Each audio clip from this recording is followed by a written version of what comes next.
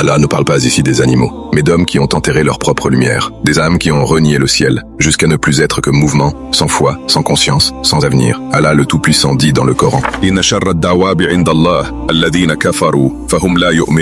les pires des êtres vivants, auprès d'Allah, sont ceux qui ont mécru et qui ne croient donc pas. Selon la pensée de Ibn Kathir, Allah désigne la mécréance comme la pire des impuretés. Non seulement ces âmes ne croient pas, mais elles représentent un danger moral. Ingrates envers leur créateur, elles s'éloignent de toute lumière. Pour Al-Qurtubi, le terme dawab désigne les créatures, mais ici ce sont les hommes pervers qu'Allah qualifie de pires êtres vivants. C'est la conséquence de la mécréance. Ils se déplacent, vivent, respirent, mais sans raison, sans but. D'après Ibn Ashur, c'est un glas spirituel. Déclarer la mécréance comme pire que la bête sauvage, c'est condamner l'homme à l'état le plus bas de la création. Ils ont renié la valeur de leur existence, et Allah appose sur eux son verdict le plus terrible. Imagine un corps animé, respirant, marchant, aimant, riant, mais qui n'a jamais vu la lumière ni senti la chaleur. Ils existent mais sans vivre.